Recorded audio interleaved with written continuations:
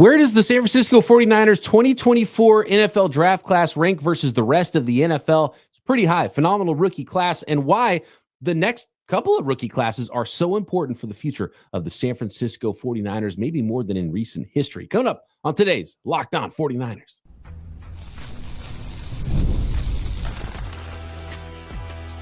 You are Locked On 49ers, your daily San Francisco 49ers podcast. Part of the Locked On Podcast Network, your team every day.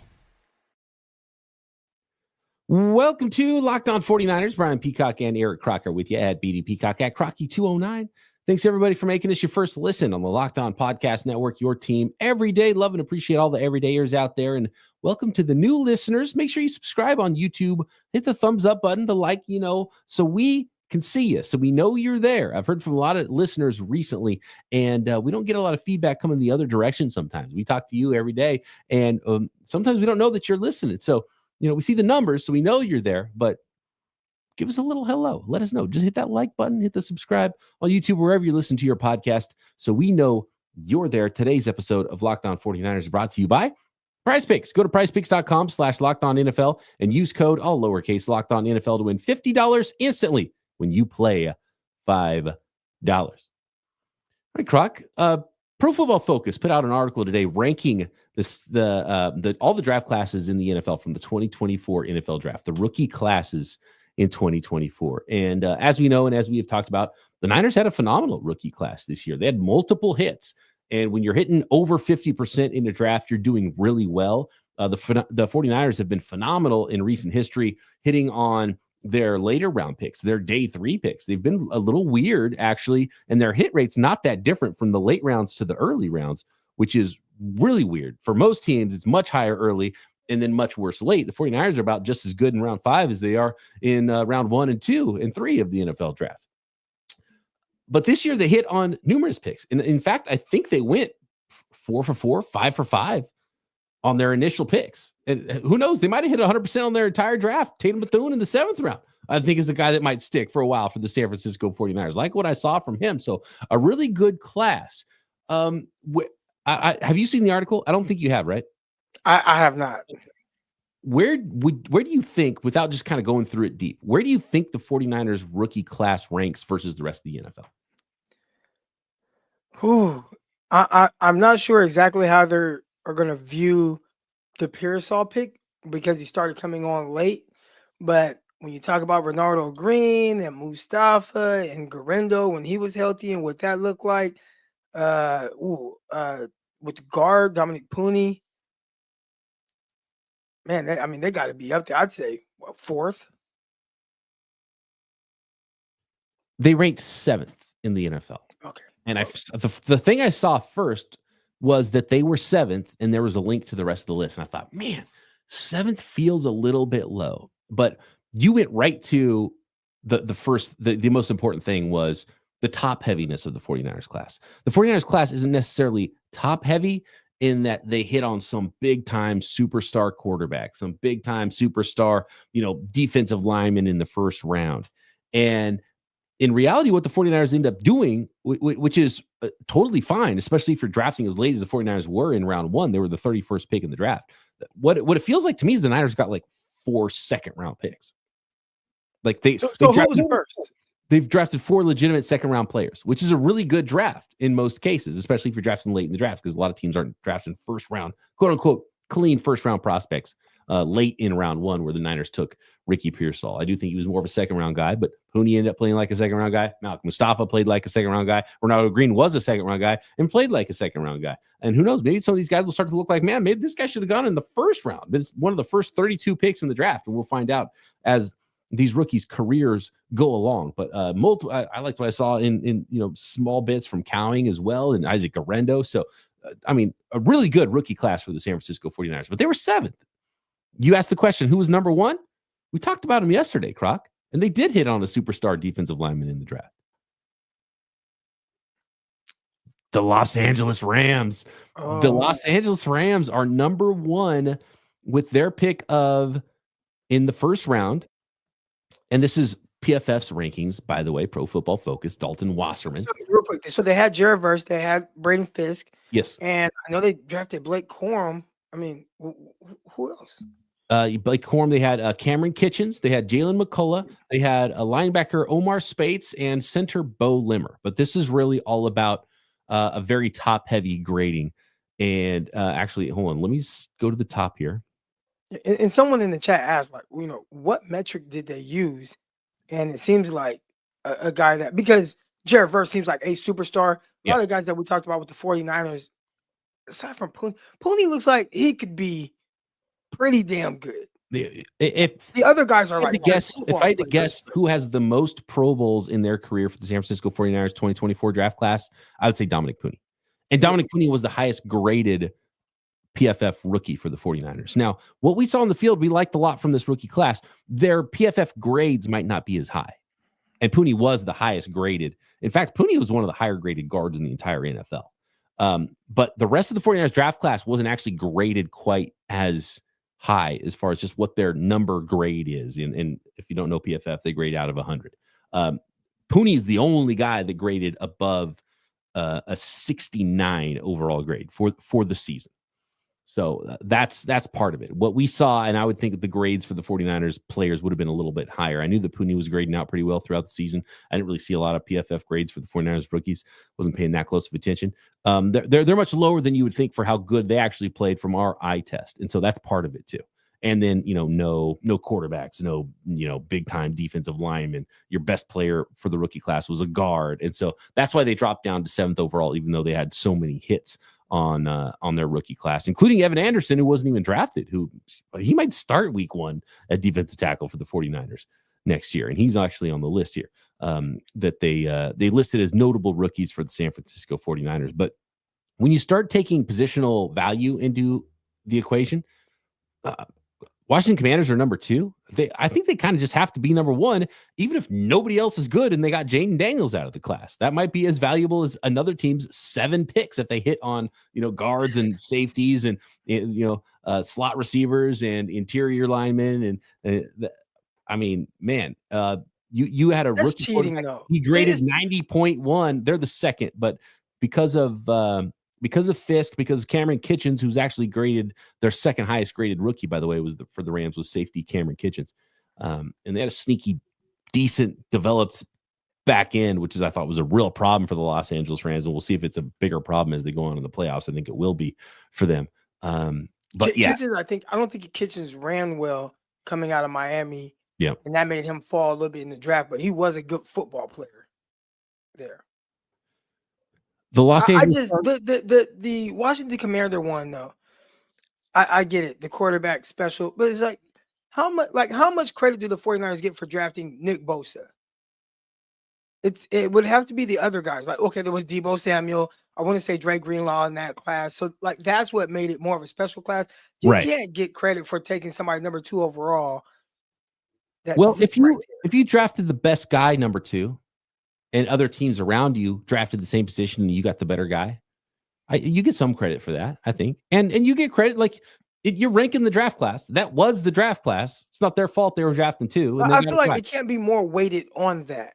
That's what I mean. I mean, it's hard to wait. It's like, bro, well, yeah, they're the number 2 overall pick. I mean, as 49er fans have seen with like Solomon Thomas, that top 3 guy, he could still not work out as well. Heck, I mean, it's happened a couple times for the 49ers, but I feel like just the likelihood of that person being good is so much higher that it's hard. I feel like you can't weight that as heavily as finding someone at pick 31 or second to last pick in the second round or in the third round. Like I feel like that should be weighted much higher than taking someone number 2 overall who is more of a premier prospect. I want to address this. Papa J brought up something in the chat. Puni did not grade a 69. He graded 80 point something. He was the only one over 69 is what I meant to say. I don't know if I said that correctly. I just want everyone to know that, Puni was by far the highest graded rookie for the 49ers. He graded in the 80s. Nobody else was higher than 69 in the rookie class for the PFF grades. So number 1 was the Rams. Number 2 was the Commanders. And number 3 was the Los Angeles Chargers. Joe Alt, he's been a hit for the 49ers or for the Chargers at tackle. Ladd McConkey, who was there for the Niners. They went with a different receiver at 31. McConkey went a few picks later to the Chargers, high in the second round. He was graded very well this season, and he was basically their entire offense, which is kind of wild that was a playoff team with a rookie 175-pound receiver being their number one option on offense. Tahib Still had a really good grade. Couple of corners, Still and Cam Hart as well for the Los Angeles Chargers. So they came in third. The New York Giants came in fourth with Malik Neighbors, who was everything you thought. Andrew Phillips, who was a guy that I think the 49ers were really interested in this draft, corner who went in, I think, high in the third round. He was a very highly graded player. Tyler Nubin, the safety. Tyrone Tracy became the starter for running back for them late in the year. So the New York Giants had a pretty decent showing from their rookie class, even though they still have no quarterback to throw the ball to. Malik Neighbors now.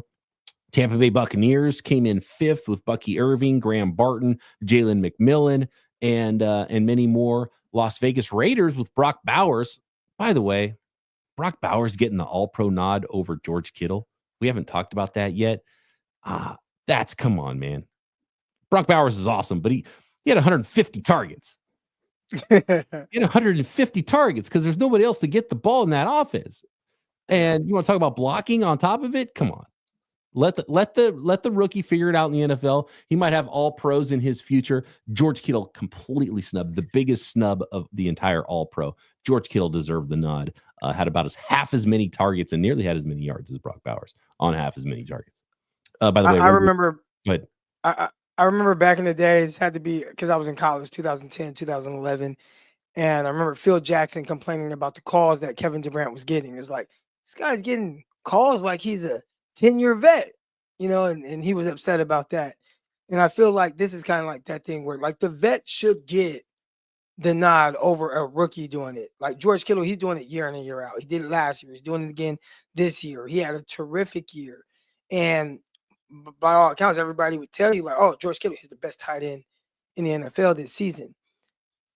I don't know how you give a rookie who had a big amount of targets more than Kittle, but just very little more production as far as yards over Kittle. Like, there's no way he should have been over him. Bowers I try not to make a big deal on social media, but now that you brought it up. I mean, come on. We had to bring it up here on Locked On 49ers. And Bowers had a nice season. He's a really good player. But come on, man. George Kittle. You got to wait your turn. No, yeah. You got to wait your turn. Wait your turn. And block somebody first. Next, I want to talk a little bit more about the rookie class, why the 2025 class, and going forward, the draft even gets more important for the San Francisco 49ers as their team is continuing to transition in the way they are built, especially from a salary structure perspective, and some thoughts on the 49ers offensive line. How important is it for the 49ers, both in the draft and even how good were they evaluating the 49ers offensive line from 2024? Next. Today's episode of Locked On 49ers brought to you by Prize Picks. It's playoff time, and if you're like me, you want to make the most of these final weeks of the football action. That's where Prize Picks comes in. If you love football and want the chance to win real money while watching the games, Prize Picks is the place for you. It's the best place to turn your sports opinions into cash with daily fantasy player projections. With Prize Picks, you simply pick more or less on player stats like total passing yards or rushing touchdowns for a shot to win up to 1,000 times your money. You can make your picks in as little as 60 seconds. And whether you're looking for a flex play to boost your payout or you want to cash out quickly, Prize Picks has got you covered. We're talking over 10 million members and billions in winnings. It's clear that people are loving the platform at Prize Picks. So whatever you're eyeing for the more than or the less than on passing yards, maybe rushing touchdowns in the divisional rounds of the playoffs, and also a little Taco Tuesday, actually, if you want to get in on that. Special discounts for certain days of the week. And here's the offer for our listeners. Locked On listeners get $50 instantly after you play your first $5 lineup. And all you got to do is download the app today and use code LOCKEDONNFL. That's Prize Picks and $50 instantly with code LOCKEDONNFL after you play your first $5 lineup at Prize Picks. Run your game.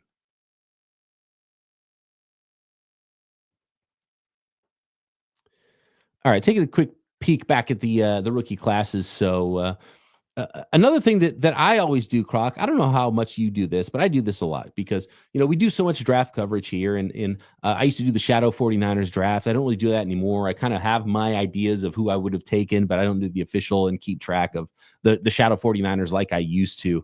But guys like Jackson Powers Johnson and Johnny Newton, who are on draft classes that came in ahead of the 49ers on this list, and maybe played well at times, maybe didn't play well at times.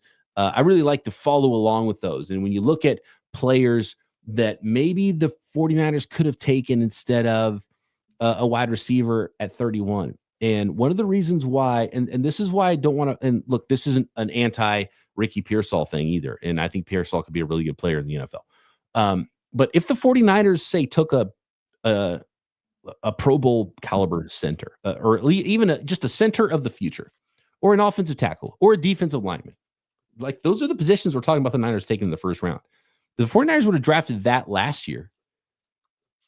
Do you think a lot of mock drafts this year, Croc, would have a wide receiver for the 49ers at 11? Someone like Luther Burden or Ted McMillan, right? There's Luther Burden. There's right now, if there's no Ricky Pearsall, and it's like there's another draft next year. So we always talk about need. It's like, oh, the 49ers need this one thing. It's like, well, don't force the need, because next year's draft might have a better player at that position. Draft the better position now. And the way I always look at it is, you're ideally, if you're building a team straight through the draft and you're trying to draft quote unquote starters in the first 3 rounds, and then, reserves and special teamers on day 3. So let's say for 7 years of drafts, the first 3 rounds, you're drafting for need instead of best player available. That's 21 players in the first 3 rounds. So your 21 of 22 starters are now all worse players than they would have been if you just drafted best player available at those spots instead of drafting for need over the course of 7 years in the first 3 rounds of the draft. So obviously that's not the way teams are built, and that's not the way things work. But best player available, if there's a guy that's there, it's like, maybe he's not the cleanest fit for what we need right now, but he's the best player, you got to take him. And I think that's where the 49ers have made some failures. And again, I'm not saying Ricky Pearsall is not going to be a really good player for the 49ers. I think he might be, he's going to be volume dependent as far as your fantasy leagues go, I think. But he might be a player that can get open to catch the football on third downs, right, for the 49ers and be a menace in some cases out of the slot. We'll see what kind of a player he turns into. But it would be interesting if the 49ers drafted a position that they need the most now in this draft last year at that spot. Would they be better off with that player on the offensive or defensive line and a wide receiver at 11 this year? I've questioned a lot of things that the 49ers have done. Some of their moves, right? Like even just paying Brandon Ayuk. I thought Brandon Ayuk should get paid $30 million a year. Just not by the San Francisco 49ers, because they don't feature a receiver in that way. But once you say, like, all right, we're gonna see. They weren't looking to trade Brandon Ayuk. They weren't looking to trade Deebo Samuel. At least that's what they came out and said. So you're like, all right, we're gonna keep Brandon Ayuk. We're gonna keep Deebo Samuel. We have every intention to re-sign Brandon Ayuk, but we're gonna draft a receiver in the first round. Hey, by the way, we just extended Juwan Jennings, and we really like him. I always question what the 49ers plans are. And I do not think that Ricky Pearsall, and again, we like Ricky Pearsall. I like Ricky Pearsall. I think Ricky Pearsall is a really good plug-and-play receiver for the 49ers, which, because you can find a guy like that, like, why would you bring back Brandon Ayuk and maybe not try to trade him or save some money? You had Ricky Pearsall in your pre-draft 49ers mock, but in the second round. Yeah. And if you would have told me at the time, and this is not, if you go back and listen to the podcast, I liked Ladd McConkey more. So, not knowing, and that's just the Ladd McConkey, just in general, like what he is. I compared him to Brandon Cooks. He just reminded me a lot of Brandon Cooks. I was like, oh, I really like Ladd McConkey.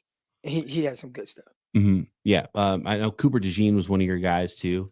He's coming up here quick on the list too. Number 8 was the Pittsburgh Steelers. They got a really nice center in Zach Frazier that I know a lot of 49ers fans liked. Mason McCormick was another interior offensive lineman that I think a lot of 49ers were looking at that they liked quite a bit. They drafted Peyton Willis, a linebacker, as well on day 2. And then the Philadelphia Eagles doubled up on the defensive backs with their first 2 picks, and I think hit on both of them. Might have hit home runs on both of them with Quinyon Mitchell in the first round at cornerback, and then Cooper DeJean, who settled into a nickel role as a rookie out of Iowa at corner, and they moved up in the second round to grab him. So it looks like a couple of nice picks for the Philadelphia Eagles. They come in at number 9 on the list, and the 10th on the list is the Denver Broncos with Bo Nix, Troy Franklin, Devon Vele. The Broncos and Nix is a really interesting one to me, Croc. And this one kind of ties into the Brock Purdy conversation somewhat, but I think even more, I think it's under the microscope even more for the Broncos, because in a lot of ways it's like, Sean Payton, man, what are you doing picking the Broncos, taking the Broncos job, right? Because like you drafted a quarterback in the first round, you hit on him, you're still going to be behind the rest of your career in that division, not only with one quarterback, but probably multiple quarterbacks. And you hit on your first round quarterback, And so it's almost like, man, you hit and you're still losing if you're Sean Payton and the Denver Broncos there with Bo Nix, because I just don't think Bo Nix is, he was actually better than I thought as a rookie. I wasn't really sold on him as a first round guy, period. He had a nice rookie season, 78.3 grade here by PFF, which is not gospel, but we're looking at their list right now. Top 10 draft class. And it's like, okay, good luck in the AFC West with Bo Nix, man. What are we doing? I probably would have went somewhere else if there was an opening. And I don't remember, last year what job openings there were, but that would have been one where I'm like, unless that was his only option. Matter of fact, it was not even last year, it was 2 years prior. And when he took the job, they did have Russell Wilson. And it did feel like that was supposed to be a really good year. Mm-hmm. I don't think they expected to have the 11th pick overall in the draft. And they just said, okay, I'm done with this Russell Wilson thing. But I think that will be tougher. At some point, maybe they think that the run that the Kansas City Chiefs are on will come to an end. I mean, use check. Travis Kelce is getting older.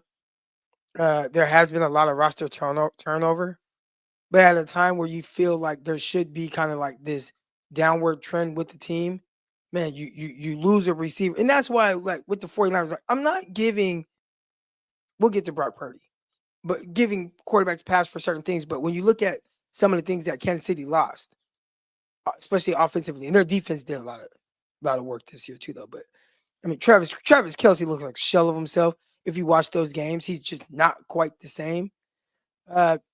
Isaiah Pacheco like broke his leg or broke his knee or something like that during the season, came back very late. So now he's back active, but he missed the majority of the season. They lost Rashee Rice, who was their wide receiver 1. And they have brought in Juju Smith-Schuster. Oh, okay, familiar, okay, let's go. He got hurt, lost him. I mean, there's been a lot of roster turnover. So you would assume with all of these different things, they can't handle this for too much longer. And they lose one game all year, or they lost one game until the game where they didn't play anybody, and they lost that game. But they lost 2 games on the season. So that's tough, because it's like, well, when is this team going to fall off the wagon? It was kind of the Golden State Warriors for a while. I was like, man, when is this team going to be bad? And you thought they were going to be bad, then they won a championship. And then now it's like, oh, okay, I think they're all kind of bad now. But with the Chiefs, I thought this was a year where it could get a little tricky with all the adversity that they're facing. And it's like, we're actually just going to be even better. Still better than the Lakers. Next, let's talk about the offensive line for the San Francisco 49ers as it pertains to the draft and moving forward, and actually looking back a little bit at 2024. Next.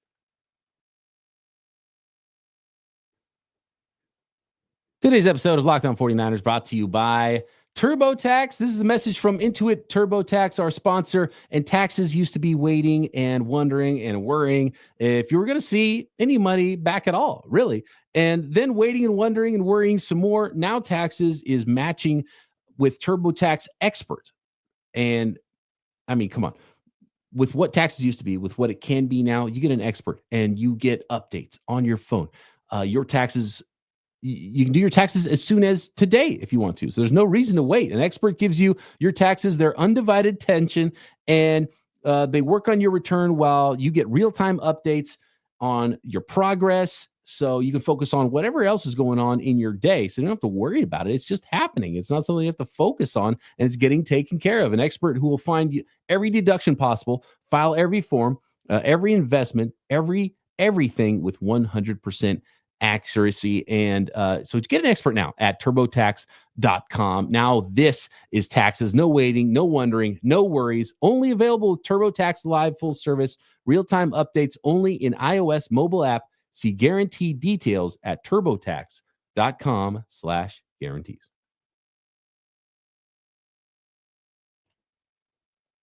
We talked a little off the air about the 49ers offensive line, and you brought up the Chiefs, because the Chiefs have had some problems at offensive tackle. They got some really good players on the interior, but at offensive tackle, they had some problems. They drafted a guy in the second round, tried to start him at left tackle. They ended up going back to the guy who they drafted last year in the third round at offensive tackle. He wasn't good either. And so, all the problems they've had, but they're still cruising along. One thing that happens when you look at offensive line metrics is a lot of it has to do with the quarterback and with the offense and how quickly the ball comes out, because it's much harder to pressure a quarterback who gets the ball out in 2.5 seconds. And I think Bo Nix and the Broncos is a great example of this. He's a rookie quarterback. He wasn't making as many big throws as, say, and I know if you look at their PFF grades, well, their PFF grades are actually quite a bit apart. Jaden Daniels' PFF grade was like 90.1 and Bo Nix was 78.3 or whatever it was. There's a pretty big gap. And but when you watch them play, it's night and day. Jaden Daniels is making difficult throws down the field, making huge plays with his legs. Now, Bo Nix is making plays with his legs as well, but he's trying to play in timing. They're getting the ball out quick. They're running screens all over the place. Ball comes out quickly. And, different, just an example from me for different offenses, different times to throw, and why it's even more difficult to evaluate offensive line if you're not watching the games, because you can use PFF, you can use some pass block win rates, you can use different metrics here and there, but it just starts to get a little bit more difficult with how good a line is, how bad a line is, who ranks where, and you just kind of have to trust the metrics for what they are without doing hours and hours of film breakdowns, Croc. But what was your thoughts about the 49ers offensive line? Because I think there's been some disagreement amongst 49ers fans about how good the 49ers were on the offensive line this year, and how good or bad maybe Brock Purdy had it as a quarterback this year in a season where the 49ers went 6-11. I think it's more so about how bad 49er fans think the offensive line was or is this past season. They weren't great. Of course not. But here's my issue when people start to talk about the offensive line. Offensive line, it's not great around the league. There are very few teams that just have an O-line that's going to protect your quarterback all game, and he's just not going to get hit. Maybe the Buffalo Bills, their O-line is pretty damn good. Yeah, they play pretty well. If you talk to Buffalo Bills fans, though, I bet there's a guy on that line that they're like, this guy is a garbage can, and you might as well put a traffic cone out there because he is terrible. And the best team in the NFL has that going on. Like, you're shocked when you look around the league at how bad offensive line play. It's not that the players are that bad. Their jobs are extremely difficult because the guys on the defensive line are the biggest unicorns that walk the planet. NFL defensive linemen are the biggest freaks that exist on the planet, save a few NBA players here and there. Well, dude, I had these outside linebackers from like South Florida, during my time in the NFL, that was beating me in drills. I'm like, how's this dude beat me? He's 6'5", 250 pounds. Like, what the hell? And some of them aren't even that great at football players, but they're freaks in nature. Freaks in nature. But it's a really difficult job, and everyone in the NFL, it's almost like coverage corners, right? Everybody wants a CB1. Very few teams have a legit CB1, like a legit CB1, a shutdown, a quote unquote, a Patrick Surtain, who year in and year out right now, like he's racking up to all pros. Very few teams have those. So you're always kind of looking to find that guy. And I think the offensive line is very similar. Very few teams just have this offensive line that they're very content and comfortable with. Maybe Detroit, maybe Philly, maybe and then the other one, the Buffalo Bills. But outside of that, there are a lot of teams that are just figuring out how to work around it. So when I see PFF grades on the 49ers offensive line, I don't think anything of it. Is just like, it's just something that comes with playing football and comes with playing quarterbacks. These defensive coordinators are doing a great job of scheming up free runners And it's on the offensive coordinator to help out the quarterback, of course, but it's also on the quarterback to make sure that he's getting the ball out quick, understands where he's going pre-snap, understands what adjustments are being made post-snap, and finding the answer to the play. So that's not me putting it all on Brock, but it's me saying more teams than not are dealing with this. But it's one of those things like I brought the cornerback position. If you talk to a fan about a DB and it's like, he never gets his head around. He never gets his head around. Fans remember the worst plays more than anything. So there are a lot of people, oh man, Brock was running for his life this past season.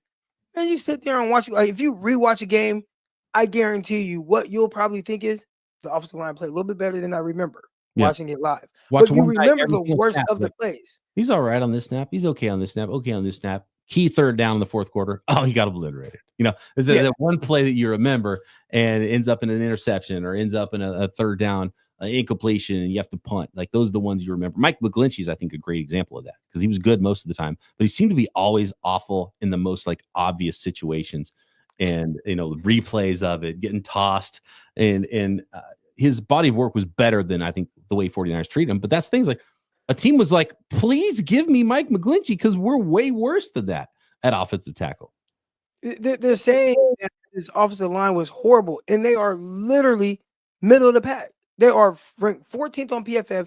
Every metric that I've looked at where they're ranking offensive lines, the 49ers are like 14th, 15th. Middle of the road. They're right there in the middle of everything. That's where missing Trent Williams a ton, right? So, yeah. Everyone's dealing with that. Here's where things can get a little sticky, right? And when we talk about situational football and how things can potentially change for the offensive line and the quarterback. And this is where when I talk about a quarterback, you kind of have to figure some of these things out. And the situation this year for Brock was more of what you're seeing around the league, what a lot of other quarterbacks are kind of dealing with. 49ers haven't played from behind a whole lot with Brock Purdy. So now you start playing from behind, teams are attacking you in a different way. That makes it more difficult to be just that good, comfortable quarterback. So when a lot of people are like, oh, Brock Purdy, he needs the Avengers. He can do well without having all the Avengers, but it does help when you have all these dudes at your disposal. They're making a bunch of plays. There's a lot of catch and run opportunities or times where you're able to take shots because the defense has to play you so honest, but that's not the reality for most quarterbacks around the league. A lot of the quarterbacks are playing in situations where it's tight. It's more tense. And you always want to know, well, what does a quarterback look like more times than not in that situation if he has to live in that? And this year, the 49ers play more games where they're playing from behind or in a lot of tight situations. You're not blowing people out like you have in the past because you were one of the more healthier teams with a bunch of all pros. Now it's a little bit more of what other teams have. And I like how, you had mentioned to someone the other day that the 49ers supporting cast is kind of being a little underappreciated.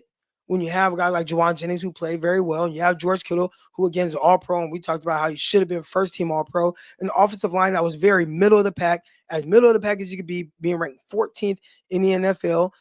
You have running backs that weren't great, but they were productive throughout the season. Over 5 yards per carry, they're running backs, right? Right. So in the defense, not as good as you would like, but you're not going to have a top 5 defense every year. So there were things that he had to deal with that were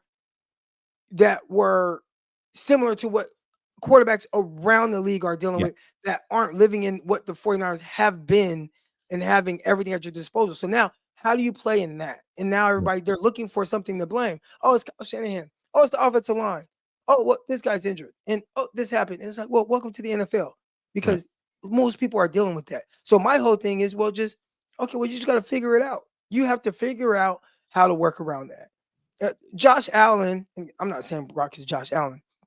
I mean, we talked about how he has to go off the line, but he played with no other all-pro. He's the first player or first quarterback in the last 15 years to make an all-pro with no other player on his team making an all-pro. So, I mean, he's not playing with great guys, but he's figuring out how to still be great. And I'm not putting that on Brock because I don't think Brock is him. But when we start making these excuses for why the season went the way it did, I didn't expect the 49ers to be great when they start losing these guys. But I also didn't expect for Brock to be the reason. And when I say the reason, clutch situations, you have an opportunity to pull your team out of this, and you just added fuel to the fire. And I would have liked to see him do a little bit better in those situations to feel comfortable with what I feel like the 49ers are about to pay him. Right. And a lot of people are just putting it on the offensive line. I'm like, you need your quarterback. Like they're paid the big bucks for a reason, and it's to come through in these moments. And he didn't. And that's what a lot of people were waiting to see. I wasn't quite waiting to see him like look like that or however it ended up turning out. But there were a lot of people that were waiting to use that as a see, I told you about Brock Purdy. It's like, nah, dude can play. But we just have learned more about what he is, which is a good quarterback. But when you're talking about this draft and the 2025 draft, you probably need to make sure that you hit on some of these early picks, because everyone else, these guys that he missed and that were getting hurt and maybe not playing up to standard, I don't know if those guys are going to get any better moving forward. And if you want the Avengers around Brock Purdy in the future, you're going to have cheap, young, drafted players that you developed, because you're not going to have as much money to go spend on trading for a Trent Williams and paying him the most money in the NFL. You're not going to be able to trade for a Christian McCaffrey, pay him the most money in the NFL at his position. And so the margin for error gets a little bit thinner. And by the way, you're talking about the cast around Brock Purdy in 2024. You didn't even mention the first round wide receiver who was drafted ahead of Ladd McConkey, who was the number one guy for a playoff team on offense. Keon Coleman, who was drafted ahead of a number one guy receiver for Josh Allen and the Buffalo Bills. They ended up trading for a guy, and they got a tight end as well. But people really underrate what the 49ers cast was. Diamador Lenore, we talk about their rookie class and how good all those guys were. Bosa, Fred Warner. Talking about there's teams in the NFL that would kill for that cast. And that was the cast of players the 49ers had after injury. Right. Not even talking about Trent Williams and Christian McCaffrey and Brandon Ayuk on top of it. So some work to do. And the draft is really important for the 49ers because their quarterback gets more expensive. Margin for error gets thinner. So you've got to build around with cheaper talent. And so it's really important. And that's why the 49ers can't mess around and be trading a bunch of first round picks away, because they've already got a talent vacuum, especially at some of those positions that usually draft in the first round because of past trades and some lost high draft picks there. More on the 2025 draft as we go through this 2025 offseason for the San Francisco 49ers. Any news on coaches after the weekend, of course, we'll have it for you as we do every single day. Make sure you subscribe. Hit us up on the YouTube comments. Hit us up on Twitter at BD Peacock, at Crocky209. We're going to do another Q&A mailbag episode next week. So get those questions in early if you would like. Croc and I back Monday right here. Locked On 49ers.